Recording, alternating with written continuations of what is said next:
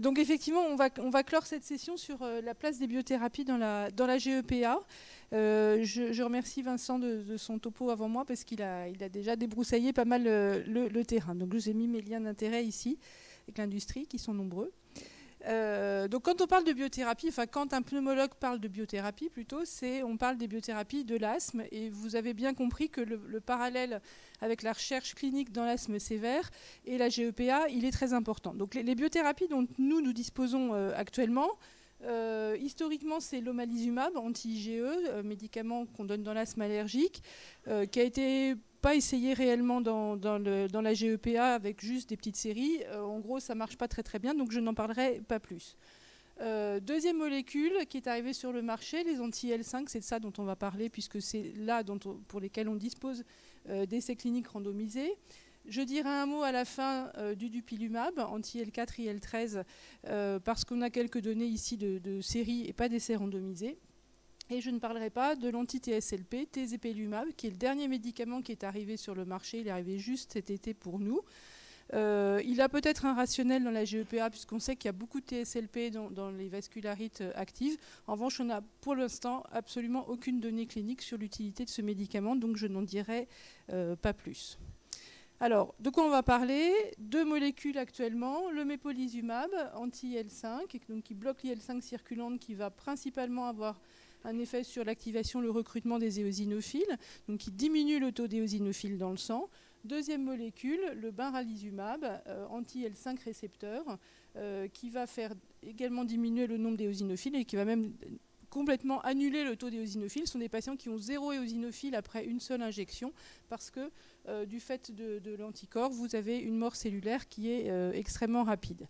Dans l'asthme, ce n'est pas parce qu'il y a moins d'éosinophiles que le médicament est plus efficace. Dans la GEPA, on va le voir tout à l'heure. Alors, la seule étude randomisée dans la GEPA avec ces biothérapies, c'est l'étude MIRA, que vous connaissez. Donc c'est important de rappeler les critères diagnostiques pour les patients qui ont été inclus. Donc c'est effectivement une maladie, Vincent vous l'a dit, plus de 6 mois.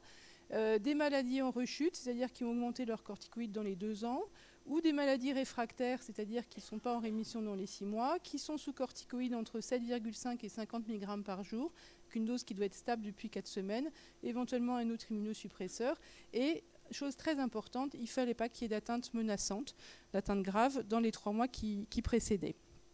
Les critères diagnostiques, je vous les ai remis ici. Donc ce qui est intéressant, c'est que Michael Wechsler, le premier auteur, c'est un pneumologue.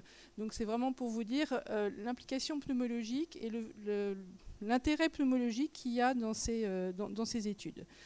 Donc c'est une étude randomisée. On a utilisé le mepolizumab à la dose de 300 mg toutes les 4 semaines, c'est-à-dire 3 fois la dose qu'on utilise dans l'asthme sévère, c'est-à-dire 3 injections mensuelles.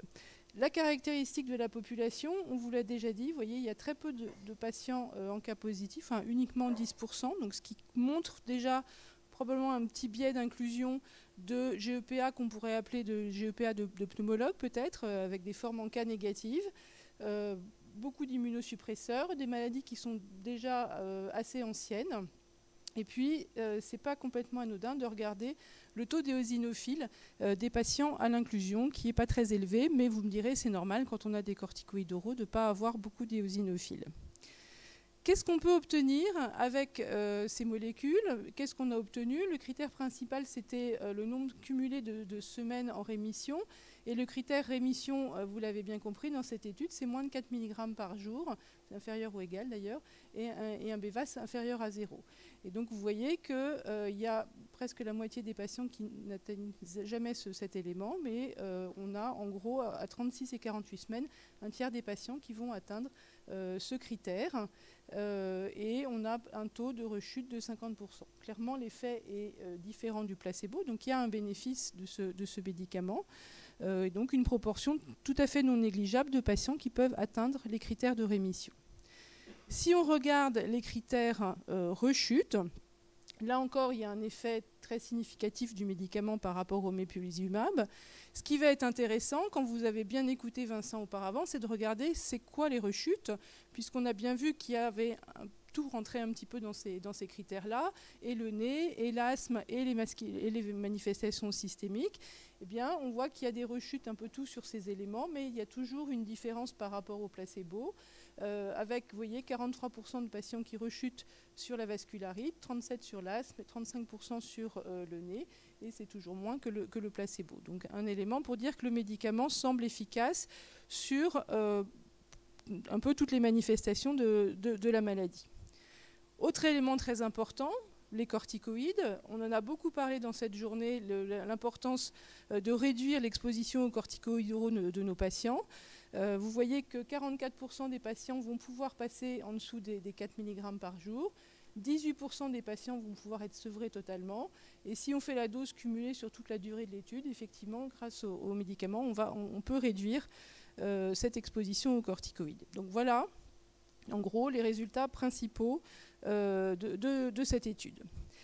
Alors, il y a un élément qui est un petit peu troublant quand on va regarder dans les suppléments en ligne, c'est le score de contrôle de l'asthme. Et vous voyez les variations de score de contrôle de l'asthme au cours de l'étude. Et donc le score ACQ, plus il est bas, mieux c'est. Et donc vous voyez que clairement, ce que fait le mépolizumab, c'est qu'il améliore l'asthme, indéniablement, de manière très spectaculaire, très franche. Il y a un effet sur le contrôle de l'asthme. Ça, quand on voit ça, on se dit qu'effectivement, c'était des malades qui n'étaient peut-être pas bien traités. On voit un effet très net sur la polypose également, avec le fameux score SNOT-22 dont on vient de parler, qui est très facile à faire en consultation. Et puis quand on regarde sur les scores plutôt vascularites, l'effet, comme ça, globalement, est moins important. Donc un peu l'impression quand même que ces médicaments-là, ça marche bien sur l'atteinte pulmonaire et ça marche bien sur l'atteinte ORL. Alors, du coup, il y a une question, c'est est-ce que finalement, ça marche sur ces malades-là et chez les malades qui vous intéressent, qui sont des malades vascularitiques, est-ce que ça marche aussi bien? Donc, Benjamin a conduit cette étude post-hoc à partir de la population des patients MIRA. Et c'était intelligent de dire, on va regarder les patients qui ont le phénotype vascularitique. Donc, comment est-ce qu'on peut les identifier? On peut comparer les patients en CANEG en cas positif, ceux qui ont un BVAS à 0 ou ceux qui ont un BVAS positif, et en fonction du score VDI. Donc pour les ENCA, je vous ai dit, il y a très peu de patients qui sont en cas positif, mais néanmoins, vous voyez qu'on a l'impression d'avoir une efficacité, quel que soit le taux, quelle que soit la présence ou non d'ENCA, pas de différence en fonction qu'il y ait un score BVAS positif ou pas, et pas une efficacité également chez les patients en fonction de leur VDI. Donc la conclusion, c'est de dire, finalement, quand même, quand il y a un phénotype vascularitique, il y a peut-être quand même les patients peuvent bénéficier du médicament. Alors, il y a des choses qui sont... Ça fait bizarre, bon, c'est pas grave. Il y a des choses qui sont un peu étonnantes, pour moi, que moi j'ai trouvé étonnantes quand j'ai lu cette étude, parce que j'avais la référence vis-à-vis des essais dans l'asthme sévère, c'est qu'il n'y avait aucun critère sur l'éosinophile sanguine. Pourquoi est-ce que je trouve ça bizarre? Parce que dans l'asthme sévère, le mépolizumab, il est indiqué chez les patients qui ont plus de 150 éosinophiles dans le sang. Historiquement, c'était 300. Maintenant, c'est descendu à 150. Pourquoi? Parce qu'on sait que quand il y a moins de 150 éosinophiles, le médicament n'est pas efficace dans l'asthme sévère. Donc là, il y avait 0 critère, probablement parce qu'on considère que la GEPA est par essence une maladie éosinophilique et qu'on n'incluait que des malades sous corticoïdes oraux, et donc on se disait de toute façon les éosinophiles c'est inutilisable là-dedans. En revanche, quand on regarde dans le texte, je suis désolée, ça passe, c'est un petit peu déformé, on voit que l'efficacité est en revanche différente en fonction du taux d'éosinophiles. Et quand il y a moins de 150 dans le sang, il n'y a pas de différence d'efficacité, alors que chez les patients qui ont plus de 150, pour le coup, vous voyez, vous avez 33% versus 0% de rémission. Donc le taux d'éosinophiles à l'inclusion, il n'est pas complètement anodin, et peut-être que ça peut être aussi une manière éventuellement de cibler les patients qui vont répondre et qui ne vont pas répondre. De toute façon, c'est sûr, ce médicament-là, plus il y a d'éosinophiles, plus il est efficace, et normalement c'est linéaire avec l'éosinophilie sanguine. Deuxième élément qui était un petit peu troublant, c'est qu'il y avait 0 critère sur le traitement de l'asthme à l'inclusion. Pourquoi c'était un peu stupéfiant pour nous? C'est-à-dire que dans les essais cliniques sur l'asthme sévère qui ont étudié le mépolizumab, il y a un critère, le patient doit avoir un traitement inhalé maximal et sous-entendu doit être suivi par un pneumologue. Donc je vous ai montré cette variation du score ACQ qui est quand même très, très importante. Et c'est l'occasion pour plaider pour ce que Vincent vous a déjà dit auparavant, c'est la prise en charge optimale de l'asthme avant de mettre en route une biothérapie. Dans l'asthme sévère, il y a ce petit travail là qui normalement doit durer 6 mois, qui correspond à l'évaluation du diagnostic et s'assurer que le malade est sévère. Et puis surtout, il y a toute cette phase d'optimisation du traitement de fond. Les malades qui sont mis sous biothérapie dans l'asthme sont des malades qui ont des fortes doses de corticoïdes inhalés, des bronchodilatateurs de longue durée d'action, éventuellement un troisième médicament qui est généralement un anticholinergique, pas du montelukast, parce que dans l'asthme sévère, le montelukast, ça ne sert à rien, vous pouvez l'oublier. Et quand on essaie de faire ces choses proprement, qu'en plus du traitement de fond, on s'assure que le malade, on a traité le reflux, on a traité le nez, il vit dans un environnement correct, on a arrêté le tabac, etc. Eh bien, par exemple, à Bichat, 13% des patients chez qui on fait ça, qui ont un asthme qui est dit difficile, eh bien, on va éviter une biothérapie chez ces patients-là. Donc cette stratégie, elle marche dans l'asthme sévère. Est-ce qu'elle pourrait marcher dans la GEPA? Ça pourrait éventuellement faire l'objet d'un PHRC, de voir est-ce que optimiser le traitement de fond chez des asthmatiques, enfin chez des GEPA avec asthme mal contrôlé, est-ce que ça permet d'améliorer un certain nombre de patients? Ça reste à voir. Mais en tout cas, je pense qu'il y a vraiment une partie des patients qui peuvent s'améliorer si on essaie d'appliquer ça. Troisième point, mais ça c'est un peu de la sémiologie, la définition de la rémission dans l'asthme, pour nous, elle est différente de la vôtre, ce qui fait que c'est peut-être aussi là encore des difficultés de communication. Nous, ce qu'on veut dans l'asthme, c'est pas d'exacerbation, c'est-à-dire pas de crise, parce que ça fait consommer beaucoup de corticoïdes oraux, ne pas laisser les patients sous corticoïdes au long cours, normaliser la fonction respiratoire et avoir un score de contrôle, le fameux ACT, à plus de 20. Un score ACT à plus de 20, ça veut dire des malades qui ne sont pas gênés au quotidien, qui ne se réveillent pas la nuit, etc. Pourquoi est-ce qu'on est aussi à cheval sur les corticoïdes oraux? C'est parce qu'on a plein de données sur la toxicité, bien sûr sur le diabète, l'ostéoporose, etc. Mais vous voyez ces données qui sont très récentes, qui vous montrent la mortalité cumulée chez nos patients asthmatiques sévères en fonction de leur dose cumulée de corticoïdes oraux. Et si vous prenez des malades qui seraient à 4 mg par jour, qui serait la dose que manifestement on peut tolérer, mais 4 mg par jour pendant 1 an, ils sont dans les doses moyennes. Et doses moyennes, vous voyez que ce sont des patients qui, s'ils n'avaient que de l'asthme, ils ont une surmortalité qui est essentiellement cardiovasculaire. Donc vraiment, l'objectif de réduire l'exposition aux corticoïdes chez ces malades-là, c'est extrêmement important. C'est donc essayer de réduire le traitement, la dose qu'on va laisser en traitement d'entretien, mais surtout éviter les exacerbations, parce que les exacerbations d'asthme, les crises, les poussées, c'est ça qui fait consommer beaucoup de corticoïdes. Donc là encore, on milite pour réduire les corticoïdes oraux. Donc les indications actuelles en France du Nucala, qui est actuellement le seul médicament qui a une AMM, eh bien, vous la connaissez, c'est traitement additionnel des formes récidivantes ou réfractaires. Ça correspond quasiment aux indications d'inclusion dans l'essai MIRA. Et je me suis permis de vous mettre le prix du traitement parce que ce n'est pas complètement anodin après dans les décisions de traitement. Alors, vous voyez, formes réfractaires ou les rechutes, actuellement on n'a aucune donnée sur utiliser ce traitement dans les formes sévères, aucune donnée sur la rémission. Et c'est ce qu'on va essayer d'obtenir grâce à ce PHRC de Benjamin, l'étude émerge, où effectivement on va utiliser le médicament pour l'induction en fonction du FFS, avec soit de l'endoxan, soit du mépolizumab, et chez les patients qui ont FFS à nul, soit les corticoïdes, soit le mépolizumab. Donc on n'a pas les données, ça c'est important que vous le sachiez, on n'a pas de données sur l'utilisation de ces traitements en induction.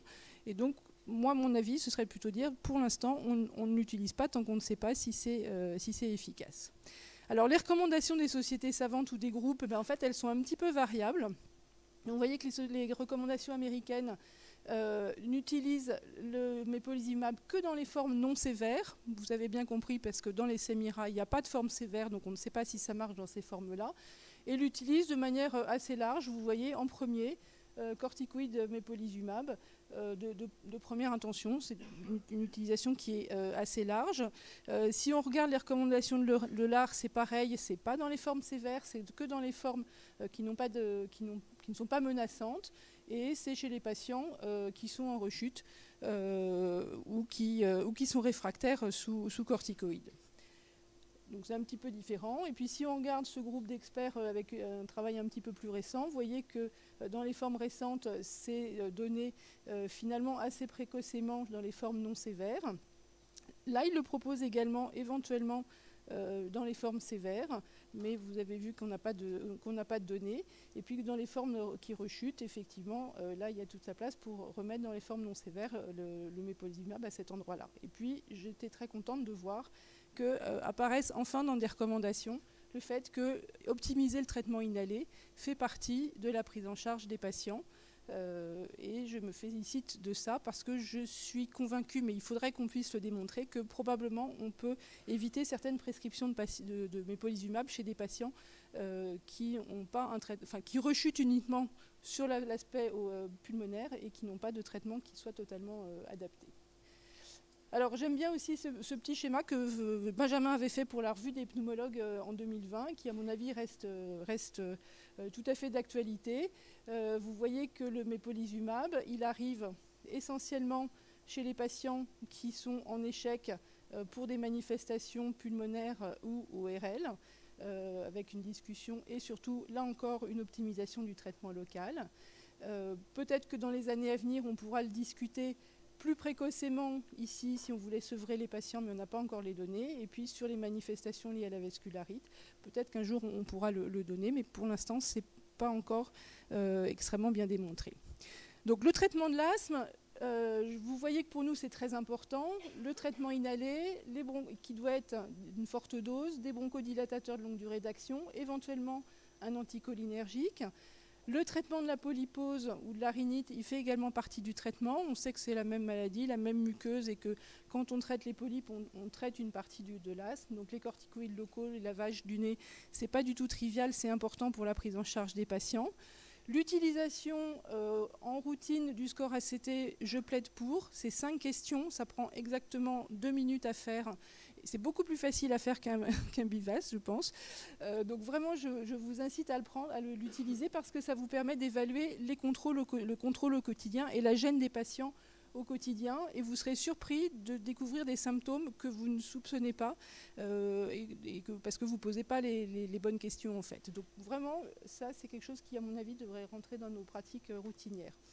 La fonction respiratoire, Vincent vous a convaincu, je pense que c'est très important parce que là encore, l'examen clinique, l'interrogatoire, parfois ne nous laisse pas soupçonner des fonctions qui sont très détériorées. Et puis, comme dans toutes les maladies chroniques, l'éducation, la manipulation des sprays sont des choses qui sont très importantes puisque une grande cause d'échec des traitements inhalés, c'est une manipulation inadaptée des dispositifs, la fameuse ventoline, les pchites, comme disent les malades, ils ne savent pas les prendre et c'est pour ça que parfois ça ne marche pas très bien. Donc là, il y a besoin vraiment d'éducation. Puis après, il y a tout plein de choses qu'il faut prendre en compte, l'environnement est très important. La question que je peux me poser, donc nous on utilise beaucoup de plans d'action. Les plans d'action, c'est une ordonnance qui dit au malade que devez-vous faire lorsque ça ne va pas. Nous, une exacerbation d'asthme, on la traite par 0,5 mg/kg 5 à 7 jours.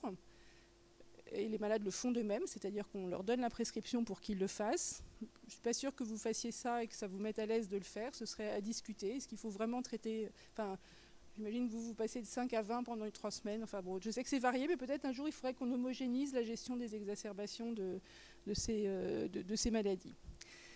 Les questions pour le futur, je vous ai dit, le mépolizumab dans la GEPA, c'est 3 fois la dose de ce qu'on utilise dans l'asthme. Vous connaissez ce travail du groupe qui est une étude rétrospective, mais qui montre que finalement, quand on a utilisé, avant la commercialisation du médicament 100 mg, on a finalement un taux de rémission qui n'est pas très différent de quand on utilise 300. Donc il y a un PHRC qui est déposé, on ne sait pas s'il sera financé, pour comparer la dose de 100 et la dose de 300, avec à la clé une évaluation pharmaco-éco, vous voyez, qui se chiffre quand même à 23 000 € d'épargne par an. Donc si on peut réduire la dose, à mon avis, ça serait intéressant pour tout le monde, y compris pour les patients, parce qu'ils se piqueraient une fois au lieu de se piquer 3 fois. Une question importante, que pour l'instant on n'aborde pas du tout, c'est la durée de traitement. Enfin, vous ne l'abordez pas, mais nous dans l'asthme, les patients l'abordent beaucoup. Est-ce que je vais me piquer tous les mois pendant toute ma vie? On n'a pas la réponse, mais on a des éléments de réponse. Vous avez dans MIRA ce qui se passe quand on arrête le traitement. Vous voyez rapidement que c'est moins bien. Et dans l'asthme, l'étude COMET, qui est une étude de patients qui ont été inclus dans les essais cliniques, donc traités au moins 3 ans, et qui après sont randomisés, qui étaient dans la phase ouverte, qui sont randomisés, on arrête ou on poursuit le traitement. Vous voyez au moment où vous arrêtez le traitement ce qui se passe sur le taux d'éosinophiles, ça remonte très vite, et vous voyez ce qui se passe sur le taux d'exacerbation, à peu près 12 semaines après l'arrêt du traitement, vous voyez qu'en fait les malades se redégradent quand ils arrêtent le médicament. Donc en tout cas, nous, dans l'asthme, on sait que c'est un médicament suspensif qui, dès qu'on l'arrête, les patients vont rechuter. Comment est-ce qu'on va gérer ça dans la question de la GEPA? Pour l'instant, je n'ai pas encore la réponse, mais en tout cas, vraiment pensez à ça, que les éosinophiles ils vont remonter extrêmement vite. Les autres molécules, je vous avais dit que je vous parlerais du benralizumab, anti-L5 récepteur. Vous avez peut-être participé à l'étude Mandara, qui est exactement le copier-coller de MIRA, mais cette fois-ci qui a comparé le mépolizumab et le benralizumab. Le benralizumab donné à la dose de 30 mg tous les mois, c'est-à-dire 2 fois la dose de ce qu'on utilise dans l'asthme. Et je n'ai pas de diapo à vous montrer, mais en tout cas, il y a une non-infériorité avec un effet qui est très similaire entre les deux molécules. Il y aura peut-être un jour, enfin, il y aura probablement une AMM avec ce médicament-là. Ce qui est intéressant, c'est l'étude du groupe rétrospective d'Adrien Cotu, qui a quasiment le même nombre de malades, je crois, inclus que dans Mandara, qui a regardé dans la vraie vie comment ça marche, avec, vous voyez, un grand nombre de patients qui, finalement, vont pouvoir répondre avec le benralizumab. Ce qui est intéressant, c'est qu'il y en avait une bonne partie qui avait reçu du mépolizumab, qui était en échec ou en échappement du mépo. Et chez les patients qui avaient reçu ce mépolizumab, clairement, il y a une moindre efficacité. Pourquoi? Est-ce que c'est parce qu'on sélectionne les malades qui ont moins d'éosinophiles? Est-ce que c'est moins d'éosinophiles quand on commence le benra, donc ça marche moins bien? En tout cas, on sait que c'est un critère éventuellement qui va faire qu'il y aura une moins bonne réponse. Dernière molécule dont je devais vous parler, le dupilumab, anti-IL-13, IL-4 récepteur. Le travail de Bérogère-Molina. Là aussi, étude rétrospective de patients qui sont traités dans la vraie vie. Pour la plupart, les malades n'étaient pas en première ligne de dupilumab, ils avaient reçu auparavant des anti-IL5 ou 2 anti-IL5. Et là, il y a un petit warning, parce que le dupilumab, c'est un médicament qui fait augmenter les éosinophiles dans beaucoup de cas, qui peut les faire monter très haut parfois. Souvent, c'est asymptomatique, mais en l'occurrence, dans cette série, vous voyez qu'on a quand même 30% des malades qui vont rechuter avec le dupilumab, et cette rechute vont être précédées par une augmentation des éosinophiles. Vous avez ici des éosinophiles qui montent dès un mois jusqu'à 1500, voire un petit peu plus. Ces rechutes sont d'autant plus fréquentes que le délai entre l'arrêt de l'anti-L5 et le dupilumab était court, et donc les auteurs proposent éventuellement d'attendre 3 mois lorsqu'on fait un switch anti-L5 dupilumab, peut-être pour laisser le temps aux éosinophiles de se stabiliser. Entre le moment où on arrête l'anti-L5, on met le dupilumab. Je ne connais pas le mécanisme.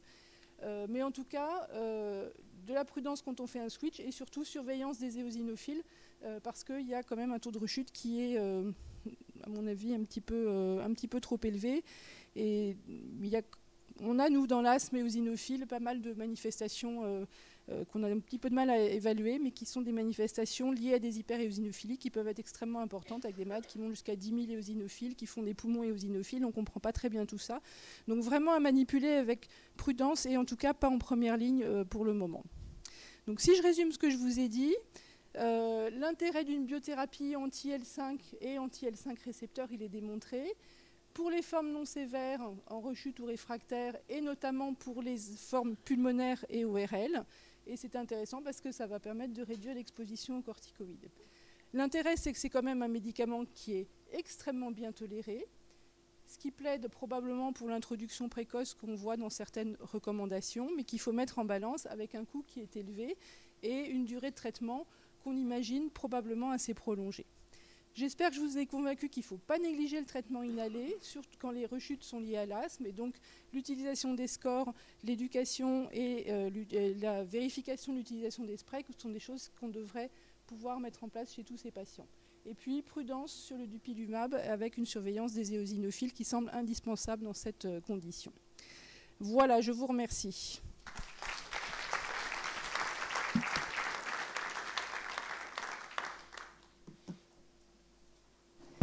Merci beaucoup Camille. Est-ce que vous avez des questions pour Camille? J'en profite pour féliciter, donc, parce que les travaux que Camille a cités, Cotu, Molina, ce matin Nagle, pour Xavier, c'est que des internes. Et que donc, globalement, n'hésitez pas, en tout cas les internes, parce que c'est grâce à tous les travaux que vous conduisez qu'en fait... on a quand même des données, hein, même si, comme l'a dit Loïc, ça sert à poser des questions pour des essais prospectifs, mais globalement, le GFEV vit beaucoup grâce aux internes qui travaillent. Félicitations à vous, parce qu'en plus, c'est des infos très très importantes qu'on obtient là. Alors, des questions pour Camille, pour la gestion un petit peu, l'utilisation de ces médicaments, ou pas? Il y a une question là. Ouais. Merci. Bonjour, oui, un médecin à Aubonne. J'ai une question par rapport aux troubles ventilatoires obstructifs. J'ai un patient, je pense particulièrement un patient qui a une GEPA, qui est bien contrôlé actuellement sous traitement d'entretien par Immurel. Par contre, il garde un trouble ventilatoire obstructif qu'on n'arrive pas à améliorer par les traitements, par les aérosols. Est-ce qu'il y a un intérêt à ces traitements dans ces cas-là? Alors, est-ce qu'il a des corticoïdes inhalés? Est-ce qu'il a des bronchodilatateurs de longue durée d'action? Et anticholinergiques. Il a les trois. Non, parce que ça c'est quand même très, très important. Souvent, vous pensez, enfin je dis vous, que les internistes, enfin voilà, que les patients, parce qu'ils ont 5 mg de prédnisone, ils n'ont pas besoin de traitement inhalé parce que ça suffit, en fait, que la prédnisone, c'est plus fort que les traitements inhalés. Il ne faut pas oublier que 1000 microgrammes de fluticasone, c'est un effet freinateur de la surrénale qui est équivalent à 5 mg de prédnisone. Donc il y a moins d'effets secondaires, mais en tout cas, en termes d'inflammation et de...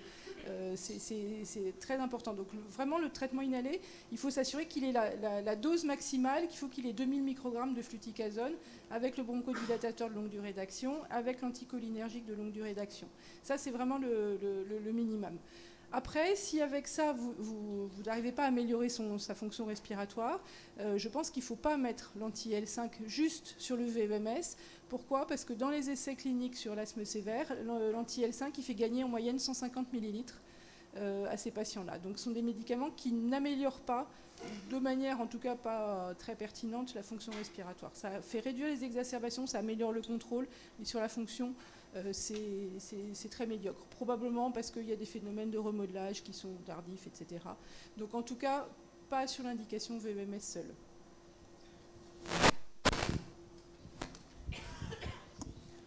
En tout cas, ça rappelle, on l'avait mis dans le PNDS et Camille était à l'époque celle qui avait beaucoup poussé notamment pour ça. C'est qu'à l'époque, on avait dit pour utiliser le MEPO, parce qu'il n'y avait pas encore l'AMM, il fallait vérifier que les patients prenaient bien leurs trucs, leurs inhalateurs. Et vous savez, il y a des petites QR codes sur beaucoup des ordonnances maintenant générées automatiquement. Et si vous cliquez, en fait, ça vous amène vers une vidéo faite par Zephyr, enfin un truc de la SPLF, pour chaque inhalateur. Fallait vérifier qu'il n'y avait pas de reflux, tout ça, et qu'il y avait une trithérapie inhalée. Donc en fait, il y avait limite un préalable quand même assez...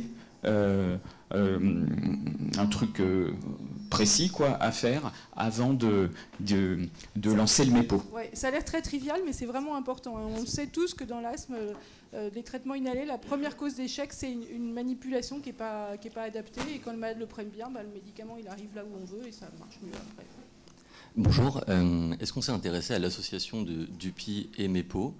J'ai vu qu'il y avait quelques caisses répantes de mépolizumab introduits pour les conjonctivites induites par le dupilumab, avec a priori une bonne tolérance de l'association des deux.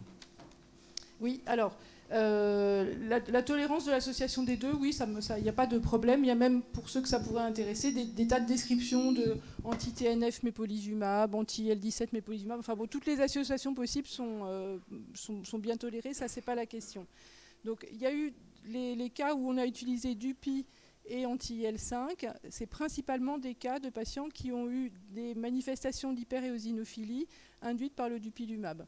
Et de manière très paradoxale, c'est des patients dont le contrôle est bon. En général, l'effet sur la polypose, il est très spectaculaire, mais ils montent leurs éosinophiles, ils font des manifestations systémiques qu'on relie à l'hyperéosinophilie. Et comme le malade va bien sur l'asthme, on est embêté pour arrêter le dupilumab. Et donc à ce moment-là, on utilise l'anti-IL-5 pour faire baisser le taux des éosinophiles. Est-ce que c'est une bonne solution? J'en sais rien. Mais en tout cas, c'est là-dessus que ça a été. C'est souvent comme ça qu'on utilise les deux médicaments pour contrôler l'hyperéosinophilie liée au dupi. C'est des cas qui sont exceptionnels. Je ne pense pas qu'il y ait de cas de GEPA qui soient décrits, mais dans l'asthme, ça a parfois été utilisé comme ça. Donc oui, ça fait partie des associations qu'on peut faire. Après, ça fait des médicaments qui coûtent très cher. En tout cas, tu confirmes qu'il ne faut pas se mettre à faire des associations MEPO-DUPI ou BINRA-DUPI chez tout le monde? Non. Je pense que parce qu'on est tenté parfois, et notamment... Après, peut-être qu'on y viendra, hein, mais en tout cas, faut discuter, je pense. Mais Loïc veut qu'un protocole prospectif soit fait, et il a raison. Hein. Juste une question, s'il n'y en a pas. Souvent, quand on discute avec les pneumologues, je vais dire, comme tu parlais des internistes, vous, les pneumologues, vous êtes quand même, parce que vous êtes habitués à l'asthme, et maintenant, le zéro corticoïde, ça doit être l'objectif. Il y a même des papiers dans ERJ qui disent 500 mg de corticoïdes, ça augmente la mortalité. Alors que, bon, on en est loin, nous, de tout ça. Et donc, ma question, c'est dans la GEPA, quel est l'objectif qu'il faut se fixer? Ça revient un peu peut-être à quelle est la rémission. Et en gros, est-ce qu'avec les outils qu'on a, tant qu'on n'a pas obtenu, je vais dire, moins de 4, inférieur ou égal à 4 ou 0, il faut considérer qu'on n'est pas une bonne réponse et qu'il faut intensifier? Ou est-ce que, dans le cas particulier de la GEPA, il faut tolérer une certaine dose? Alors, il n'y a pas forcément la réponse, mais comme vous êtes les experts, je vais donner le micro aussi à Vincent. Nous, la notion de rémission, c'est quand même assez récent. Et dans les papiers qui sont faits, c'est surtout des cohortes. En fait, le nombre de malades qui peut arriver en rémission, c'est 20% à peine en fonction de la molécule. C'est un petit peu plus avec le DUPI, mais en gros, c'est autour de 20%. Donc clairement, on sait qu'on ne peut pas atteindre ça chez nos malades asthmatiques sévères. Donc dans la GEPA, il y a l'asthme et les polypes, mais il y a aussi le reste. Donc il faut avoir la rémission et dans l'asthme et dans la vascularite. Donc c'est un double équilibre. En revanche, je pense que quand même, dans l'asthme, il faut être ambitieux sur les objectifs cliniques, c'est-à-dire le bon contrôle, la fonction respiratoire, et puis de se dire la dose de corticoïdes la plus basse. Après, je ne serai pas un ayatollah pour dire quand on n'arrive pas à passer en dessous de 4, on change de molécule, on passe du MEPO au BINRA puis au DUPI tant qu'on n'a pas réussi à arrêter, parce que probablement qu'on ne peut pas y arriver. Donc voilà. Donc je ne pense pas que arrêter les corticoïdes, ça doit être un objectif absolu chez tous nos malades.